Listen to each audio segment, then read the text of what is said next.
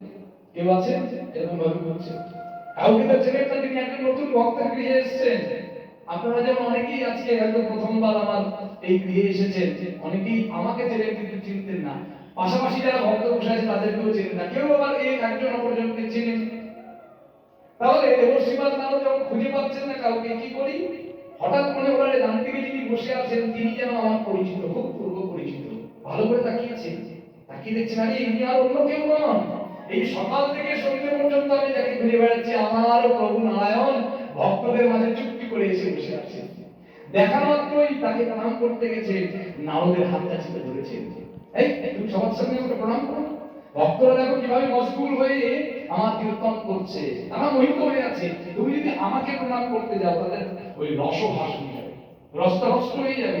অতএব আমাকে প্রণাম করো না। পাশে গিয়ে কানে করে ফিসফিস করে বলছে, প্রভু এই আপনার কেমন লীলা বলুন তো? মা লক্ষ্মী দেবী সারাদিন ধরে আপনার অপেক্ষা করে আছেন, আর আপনি লুকিয়ে চুপিয়ে এসে এই ভক্তের গৃহে কোন লালসায় এসে বসে আছেন? কি বাবার আশা? বলে আমি তোমার সঙ্গে বেশি কথা বলতে পারবো না, একটাই শ্লোক বলবো, যা বোঝার তুমি বুঝে নাও। কি বললেন শ্লোক?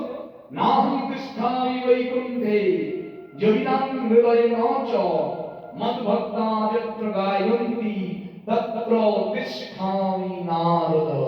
হে নারদ, আমি বৈকুণ্ঠেও থাকি না। বলেন কি প্রভু, আপনি বৈকুণ্ঠের অধিপতি, যেখানে লক্ষ্মী দেবী সবসময় আপনার চরণ সেবা করছেন, বলছে আমি এখানে থাকি না, আমার দেহটা থাকে।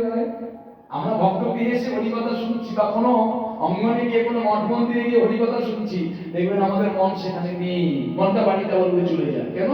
কি বাবা আজকে একাদশী ব্রত, দুধটা ঠিক মতো জাল দিয়েছি কিনা?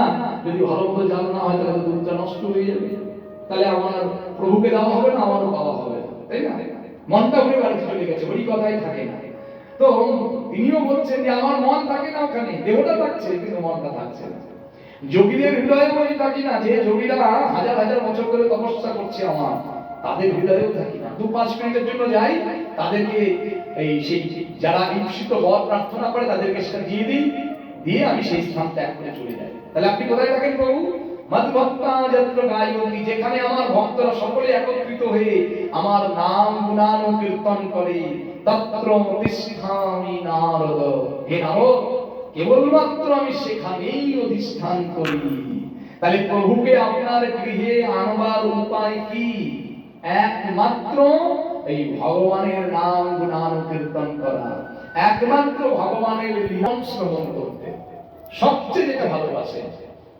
যদি বলেন ভগবান আপনার সেবা, আপনার অন্নভোগ, আপনার অন্যান্য সেবা সবচেয়ে সবই ভালোবাসেন, কিন্তু যদি বলেন যে সবচেয়ে কি ভালোবাসেন, সেটা হচ্ছে ভক্তের মুখে নিজের কথা, নিজের গুণানুকীর্তন শ্রবণ করতে ভালোবাসেন। এই জন্য আমাদের মুখাপেক্ষী হয়ে থাকতে হবে কোথায় হরি কথা হচ্ছে, কারণ প্রভু তো সেখানে রয়েছেন। আর এই যে বলা হলো গৃহের শুভ অনুষ্ঠান মানেই পূর্ব দিনে অবশ্যই ভাগবত কথার আয়োজন করতে হবে। সেটা শুভ বিবাহই হোক, সেটা শুভ অন্নপ্রাশন হোক, শুভ উপনয়ন হোক, শুভ জন্মদিন হোক, যাই হোক সেটা কোনো অসুবিধা নেই।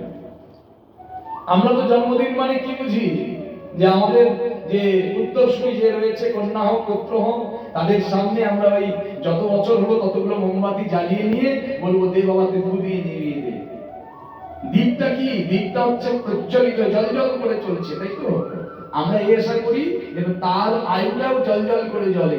এই জন্য কখনো ফু দিয়ে কোনো প্রদীপ বা মোমবাতি নেভাতে নেই। জেনে রাখবেন তার জীবনের আলোটাও নিভে যাবে সঙ্গে সঙ্গে। কি করতে হয়? তাহলে এই দিনে ভাগবত কথার আয়োজন। এই যে আগামী মঙ্গলবার প্রতিরামে যাব এক ভক্ত গৃহে তার নাতনির জন্মদিন উপলক্ষে হরি কথা বলতে।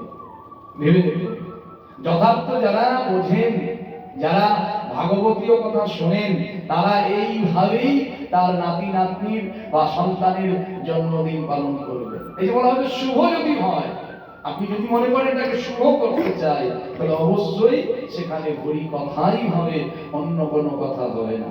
এখন আমরা যেহেতু ওই চলমান যুগে আছি, কলিযুগে জীবিত, ওই জন্মোৎসবের যুগেও এগুলো যদি আয়োজন না করি, আমার আত্মীয় স্বজনরা নিন্দা করবে।